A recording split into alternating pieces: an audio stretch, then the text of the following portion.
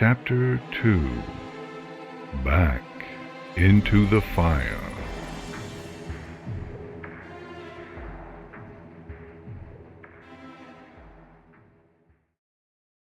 I avoided spells as much as possible in my line of work. Setting off the wrong magic detector was a guaranteed visit from the police, not to mention that spells could be countered, and enchantments suppressed to fail you exactly when you needed them most. But sometimes there was no substitute for magic. My makeshift cloak, for example, had started life as an earth pony raincoat, projecting a minor water repulsion field. A bit of tinkering with a store-bought thermic amplifier, itself modded to remove the limiter field, had supercharged the spell. The cloudcrete of the upper city was light as air stone, but Cloudsdale was still built atop clouds. The maintenance tunnels had been built for Pegasi like myself, and normally I would have hit the floor with a soggy smack. But a microsecond before my own personal field could interact with the cloud floor, the fabric's field cut through it and shoved it aside like the vapor it was, blazing a self-sealing tunnel straight down through the foundations into the open sky. As soon as I was clear, I rolled out of the blanket and spread my wings, swooping in a lazy circle to retrieve the fabric and stuffing it into one saddlebag. I made sure that there was no pony in sight, then flew over to a small alcove I'd hollowed out in the cloud during my planning, and allowed myself the luxury of a long, deep breath. First priority, take a seat and check the hind ankles. They were tender and swollen from the jolt of the sloppy buck, probably light sprains. I dug through my saddlebags for the travel med kit I'd assembled from off-the-shelf drugs and a few home-brew surprises, painted on some contact anti-inflammatories, and filled a syringe with my small concealed vial of changeling chitin trait.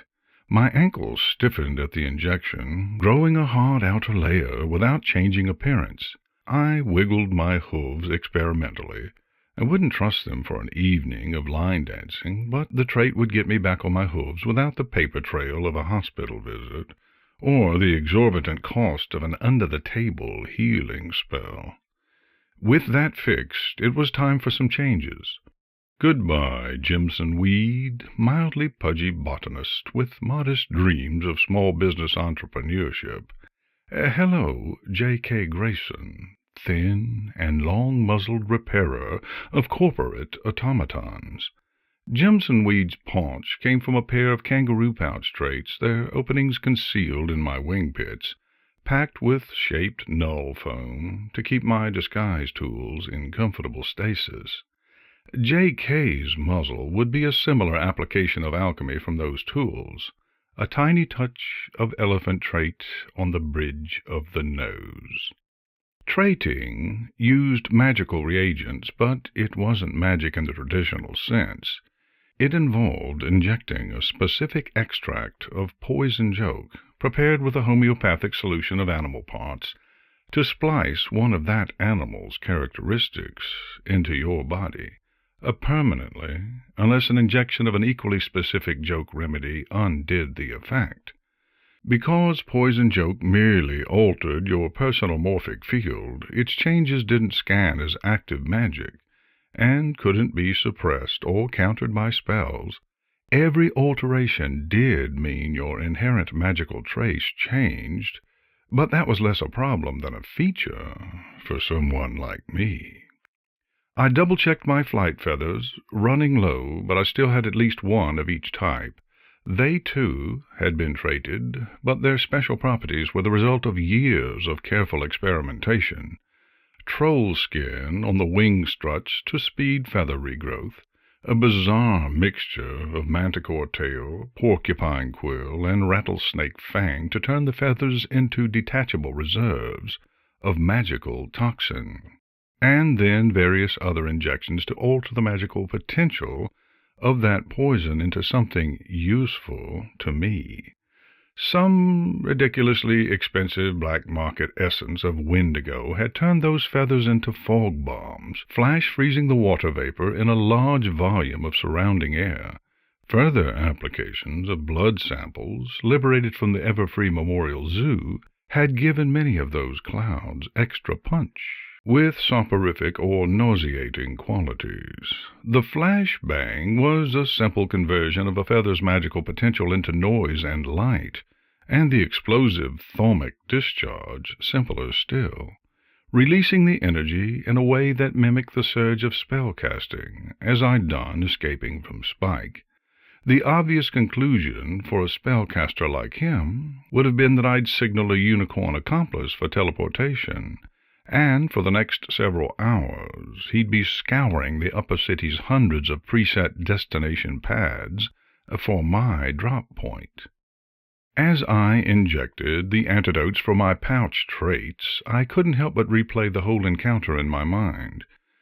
Maybe dragons were just that irrationally scrupulous about their bits, but I couldn't shake the feeling that I'd been played from the very first moment. And what about his job offer? All the history books said that organized crime had been stamped out centuries ago, and my every encounter with the simple and scattered grifters that passed for a criminal underworld was first hoof evidence of that. Had I finally stumbled across a deep underground organization snapping up all the real talent? Or, wait a minute, Spike. The Spike from the old legends of the First Friends? Was he Rainbow Core? A chill ran down my spine at the thought. Equestria's police and guards were like the rest of the nation, fat, soft, and lazy, after centuries of harmony. When it came down to it, the few ponies like me, who had the smarts for a life of crime, were providing a public service, giving the police something to do beyond dreary days of writing traffic tickets. The Rainbow Corps were something else, a small and secretive cabal of heroes who were sent after the worst of the worst. They'd taken down the Chrysalid cartel, back when changelings were still infiltrators into pony society. They'd broken the back of the Griffic raiders, bringing peace to the eastern continent. They'd even captured the Great Inseam, the Tailor of Terror, the Celestia of Crime. Had Spike's desk job been some sad ploy to rehabilitate me? I snorted. Whether kingpin or hero, he was crazy if he thought I'd play along.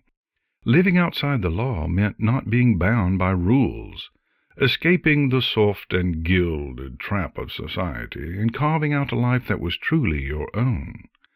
That freedom was a rush with no equal, and solitude was the price of admission. It hadn't always been that way. Crime had flourished when society's rules were looser, for the same reason that ancient granaries with wooden walls and padlocked doors had more rats than the modern ones with steel siding and deterrence wards.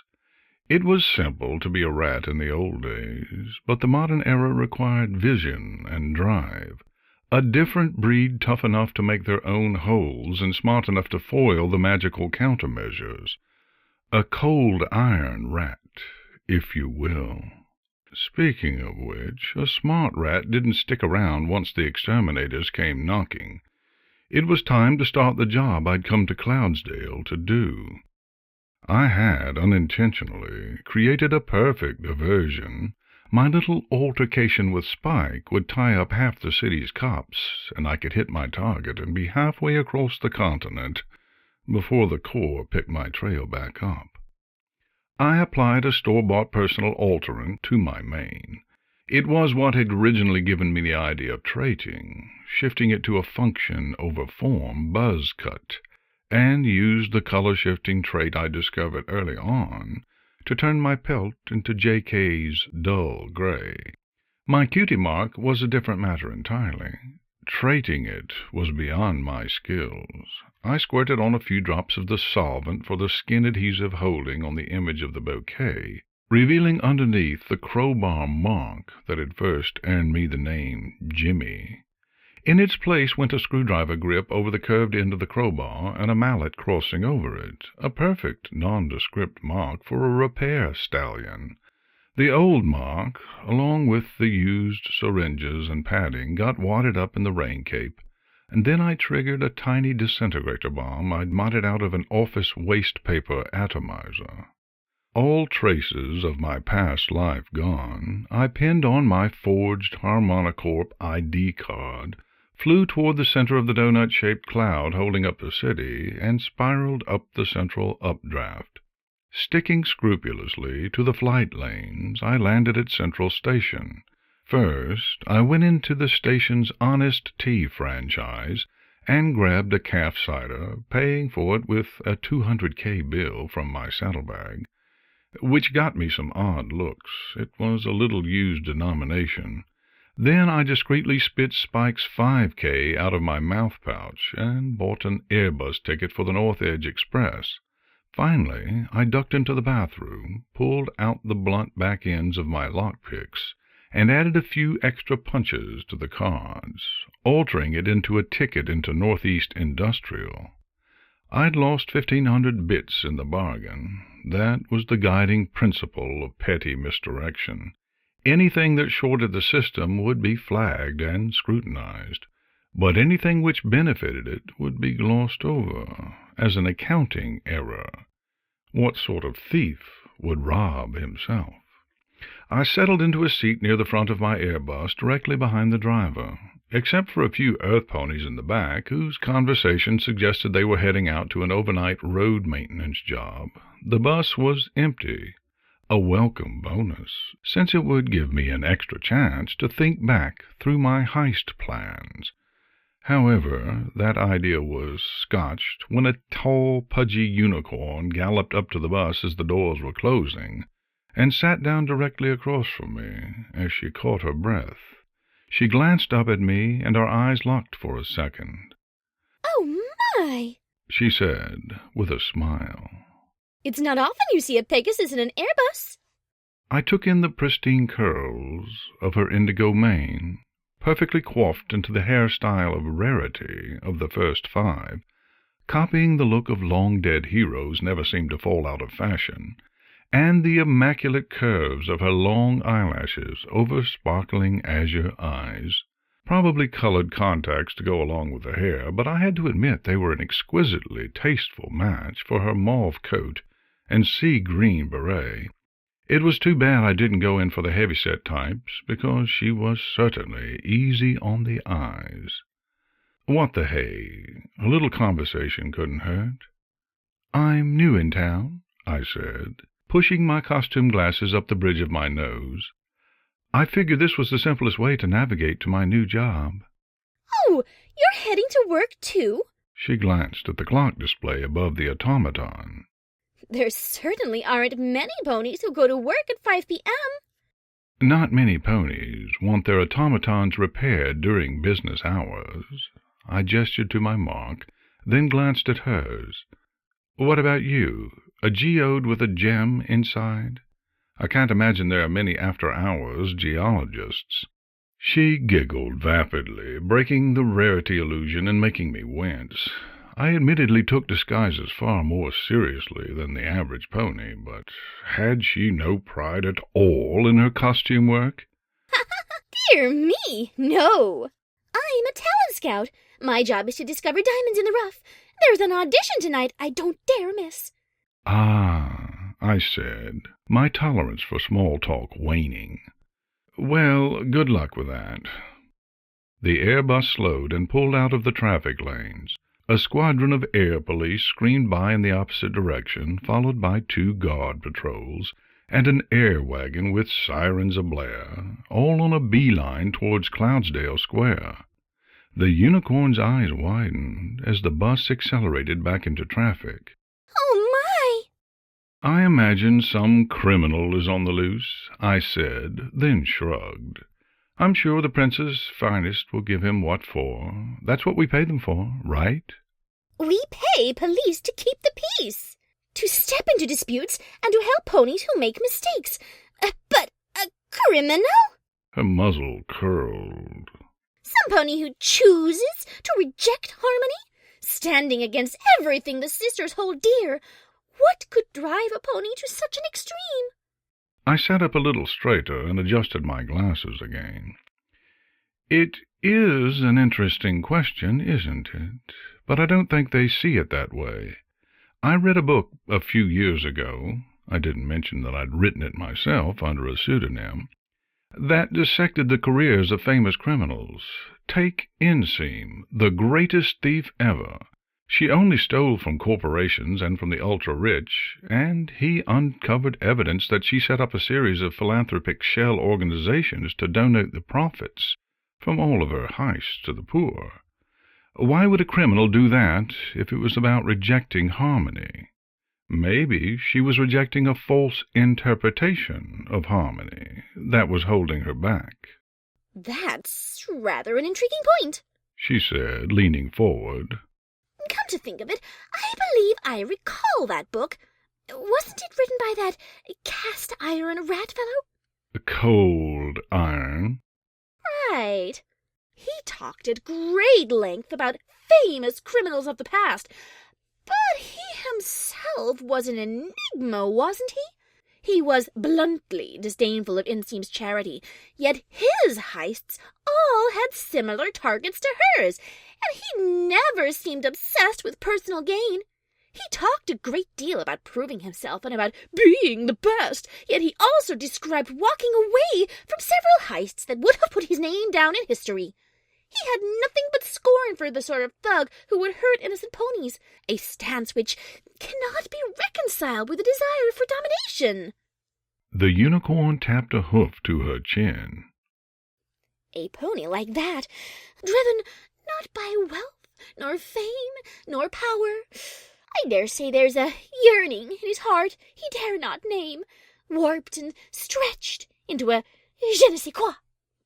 I snorted. Just another soft pony trying to romanticize a subject she could never understand. You're overthinking it. He's a criminal, and the book was about the criminal mindset. All you have to do is look at the life they all chose. He said it himself. A rat is a rat is a rat. I glanced out the window, then leapt to my hooves. Unfortunately, as much as I love to continue the conversation, this is my stop. The unicorn gave me a small smile and inclined her head. Thank you for such an insightful discussion, darling. I hope you enjoy your new job. I stepped out of the Airbus on the second-tier grid on a walkway about 12 stories up from the cloud layer and stared up at the Harmonicorp skyscraper that dominated the northeastern skyline. Below me were layers and layers of warehouses, and above were hundreds of stories of offices. Here, nestled unobtrusively in the middle, lay the accounting department of their Honest Tea division. Every Sunday at closing time, every Honest Tea in Equestria bundled up their cash collections and used a special target-locked teleporter to send the week's profits in. All of those bundles of large bills arrived in a single, fully automated room. The bundles went one by one into a central bill scanner to verify the totals against each store's receipts, and the processed bills were collated into a single giant bundle. Then a targeted exclusion was briefly opened up in their cash vault's magical seals, while that mega bundle was teleported inside. Meanwhile, return shipments of low-value coins were prepared and teleported back to the stores so that they could make change for the following week. It was elegant and foolproof. The teleportation automatons, being dragon-fire-based, wouldn't transmit living matter, and ponies were kept out of the room during the process. My plan was simplicity itself. I'd done the hardest part weeks ago, getting a fake security clearance and employee keycard for automaton repair contractor J.K. Grayson, and adding myself to the bottom of the on-call list for Sunday repairs. The $200K bill I'd slipped the Honest Tea cashier was specially treated with a material that, once primed by the dragonfire, would melt into adhesive under the infrathorm light of the bill scanner. All I had to do was beat the legitimate repair pony to the machine once it jammed, trivial since I would already be on site, and I was in the controlled access room with nearly 1 billion bits. A simple tweak to one of the automatons, which weren't target-locked, as they were reprogrammed for new stores all the time, and I could send that bundle anywhere in the city I wanted. As an extra precaution, I could check the manifests for a change bundle with the same weight as the one destined for the vault, and reprogram that automaton to make the vault's deposit as usual. As long as the weights matched, the only discrepancy immediately flagged would be that one of the change bundles didn't reach its store, which was a common enough annoyance to have its own write-off code in their reconciliation database. I killed a bit of time at a food stand around the corner eating a late lunch of fried kelp cake as I kept an eye on my ankle watch. I wasn't a fan of fast food, but J.K.'s cover story required a strict budget, and there was little point in playing a role if you weren't willing to stick with it. At exactly 5:12 p.m., I threw away my leftovers and walked around the corner. My keycard got me through the outer door, and I walked through the labyrinthine halls toward cash processing, against the flow of outbound traffic from the hundreds of employees leaving for the day. Next came the guard station securing the restricted area around the counting room. The equine element always introduced unknown and unknowable complications into any plan, but there was no reason for this to be anything but routine. All my paperwork was in order. Today's equine element was a bored-looking ex-guard, if the military service medals on his civilian uniform next to the P-Rest name tag were any indication. He was flanked by 2 hulking griffins with massive goop guns holstered between their wings. Ex-Sergeant P-Rest stared at me as I approached. "Got a scroll about a machine jam," I said, and he rolled his eyes and waved me forward. I walked through the magic detector, clean, of course, and then stood still for the field scan. Rest raised one eyebrow. "Hell of a signature you've got there, son." That was the trait's fault, but I'd accounted for that by registering my race as changeling. Their thalmic signatures were typically the same sort of incoherent melange. "Everyone says that, sir. Sorry if it's a hassle." Rest squinted at my badge, understanding dawning, then leafed through a filing cabinet at the guard station. "It does all seem in order. Can't say I recognize you, though." I inwardly sighed. Guards who took their duties seriously were always so tedious. "Just transferred to this division, sir. It's all there in the records." "It is." He scribbled down some notes on the station record, then stood up and walked over to a side door. "In here, please." I glanced at the hallway beyond the guard station, and the small glass window door leading to it that Rest wasn't opening. But you just said everything was in order." "So far. One last routine test." I didn't like the sound of that. We'd been through all the routine tests, I knew, but the griffin's trigger claws were looking predictably itchy, so when Rest opened the door into a small and totally empty room, I tamped down my panic and followed him in. He closed the door behind us, hoofed a button labeled Privacy by the door, which obligingly lit up green, and said in a bored tone, "Hatched form, please." I stared numbly at him for a moment. "What?" "The form," he said, voice strained, "you came out of your egg in." "That's ridiculous," I protested. "My thalmic signature matches. Even changelings can't forge that." That was the point of using it for ID validations, after all. That's ridiculous. That's discrimination. Do you even know how many equal treatment regulations you're breaking right now?"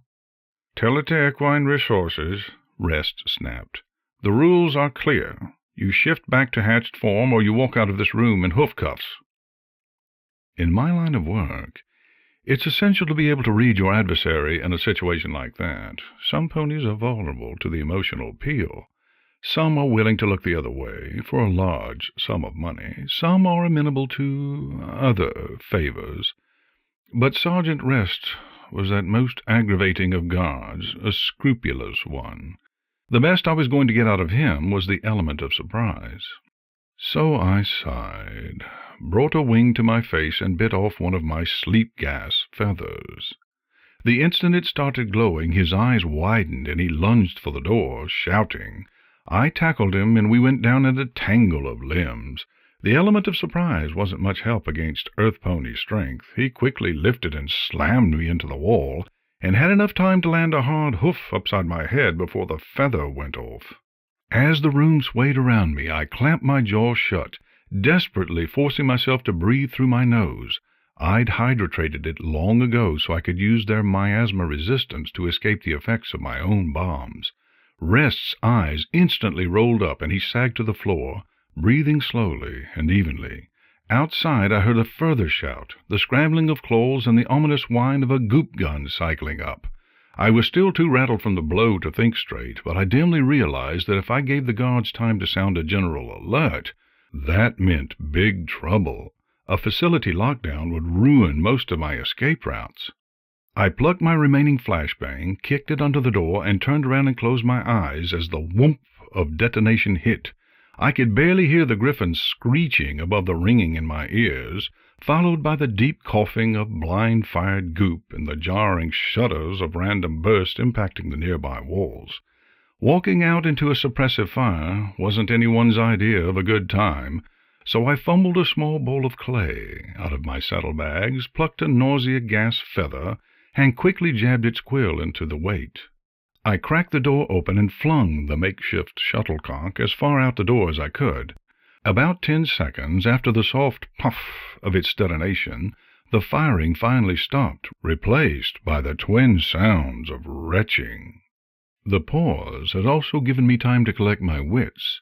Not enough to do the smart thing and abort the mission, unfortunately. All my rattled head could focus on was how close I was to those billion bits, and how unfair it was that an illegal anti-changeling corporate policy was about to blow my scheme apart. Maybe my pride was still a little stung by that close encounter with Spike, too. Whatever the reason, I found myself shouldering the door open and dragging Rest's body over to the lock pad in the middle of the hallway. I yanked his keycard from his belt, straining against the retractable chain to swipe it through the lock, and when the light turned yellow, I hauled his hoof over to the sensor until it registered his thalmic signature and turned green. I threw a fog bomb toward the retching griffins as a parting gift, closed the hall door, and hauled back to bucket as hard as I could, right underneath the lock mechanism. Ow! Sweet mother-rutting Luna! Ow! And as the quick patch-up job from the traits gave out, pain exploded through my senses. On the bright side, while I could barely walk anymore, the screaming agony had done a fine job of waking me back up. I fumbled the 2 quick-absorb opiates from my medikit and crunched them between my molars, burning precious seconds as the gentle numbness kicked in. Pain drugs were like magic, harmful as a crutch, occasionally necessary as a tool, and a dull head was going to get me through the mission much better than lancing pain. I checked my work. Thank the sisters, I'd at least accomplished my goal by jamming the guard station lock, which meant they weren't going to be sending any pony through the door after me. Until the security mages arrived right behind the guards and disabled the teleport suppression. I face-hoofed. In exchange for buying myself the 30 seconds that I'd burned on downing my pain pills, I'd just cost myself an exit. I gritted my teeth, took to the air, and flapped down the hallway toward cash processing. Deal with that later. Finish the job first. Just past a T-junction, I carted open the cash processing door. It was a huge 2-story room with walls lined with dual levels of automatons, a tangle of conveyor belts funneling endless bales of bills toward a boxy central unit. The air smelt of burnt machine oil and tasted of copper, and a red light atop the bill scanner in the center gave the dimly lit room a Tartaric feel. Not for the first time that day, I paused, tallying up another problem in the stupid Jimmy mistakes column. Since the entire scanning unit had halted at my application of glue, about 3/4 of my billion bits were still scattered throughout half a roomful of smaller bundles. If I'd arrived without attracting suspicion, that wouldn't have been a showstopper.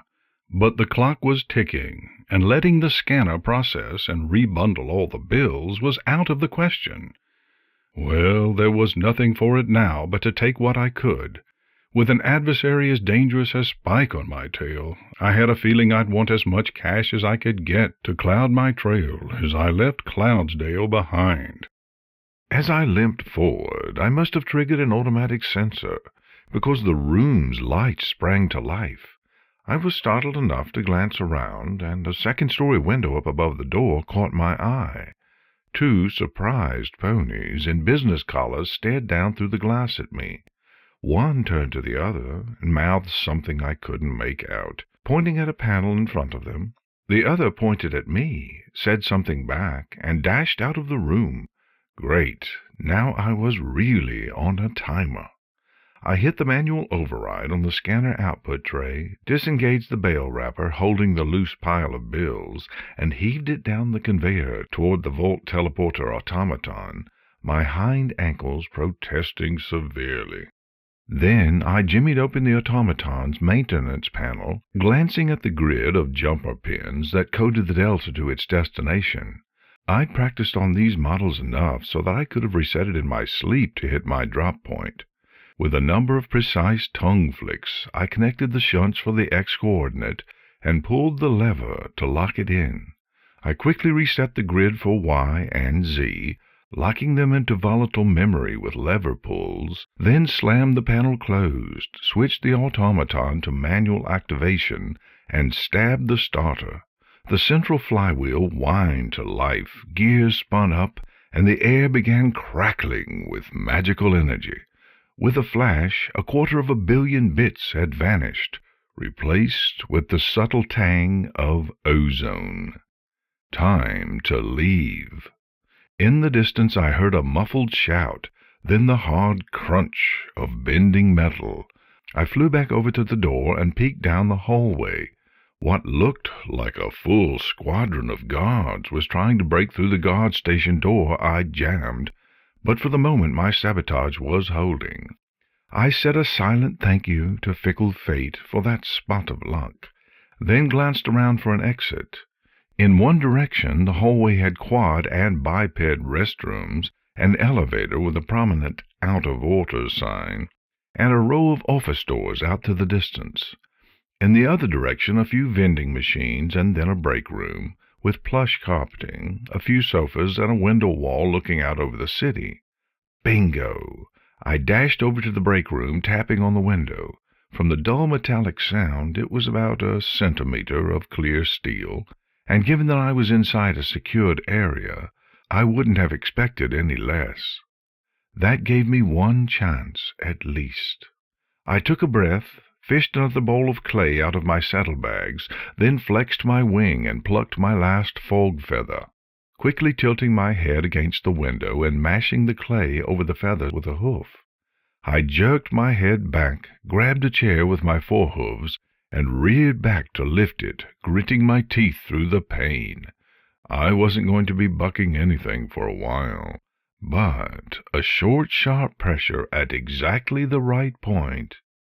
The feather went off, most of its cold confined to the window by the surrounding clay. With the mightiest heave I could manage, I swung the chair forward, the tip of its metal leg aimed squarely at the flash-frozen spot. There was a sharp crack, a hoof-sized network of cracks spiderwebbed out from the impact. My heart sank. Not enough. If I just had a good buck left in me. No, there would be time for regrets later, when I was safe. I backed away from the window and spread my wings. Though my rapidly decreasing supply of flight feathers was going to hamper my speed, It was that or galloping. I had just reached the T-junction when I air-braked. At the far end of the corridor I was advancing into, a second squadron of guards had just burst from what looked like a stairwell door, and the lead Griffin was raising his goop gun ominously. At the same time I heard a final sharp crack from my left, and the first guard squadron broke through the jammed door. I dove back into processing as the first goop burst sputtered around me, wings already up to my muzzle as I rolled into cover. Out of smoke and flashbangs. Rats! I plucked all 3 of my remaining nausea gas feathers and flung them just outside the door. That would at least create a logjam as they tried to enter, and leave me the sleep feathers for when they got through. I glanced wildly around the room. Ventilation ducts? Not likely, given the concentration of scents in here. Other doors? None. Everything that entered or left this room did so through teleportation. Teleportation. It came in 2 flavors, neither of which would help me. Spell-based teleportation, like Spike's stunt earlier, required a caster. Even if I'd had one, any secured building would have blocked it with an inhibitor field, as a matter of routine policy. And given the active countermeasures that followed a security breach, no pony short of Princess Twilight would be going anywhere. The machines that surrounded me, though, used Dragonfire technology. No caster necessary, and not affected by anything a unicorn response team could do on short notice. Perfect, except for one little catch.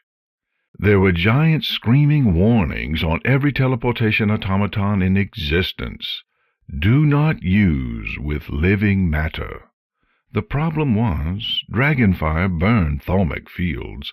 An object to be teleported, with a single static field, could be caught in the fire all at once, and carried through the ether to the destination before getting hot enough to catch fire. A creature's field, on the other hoof, continuously fluctuated. As blood flowed, muscles moved, nerves signaled. Applying Dragonfire resulted in a few milligrams of teleported ashes from their outermost layers of skin and fur, and a very toasty creature that went nowhere. I stared at my wings, and desperation sparked into inspiration. If a shifting thalmic field was the problem, what if an outside effect flattened it for the split second the Dragonfire needed to take hold? The first guards reached the door.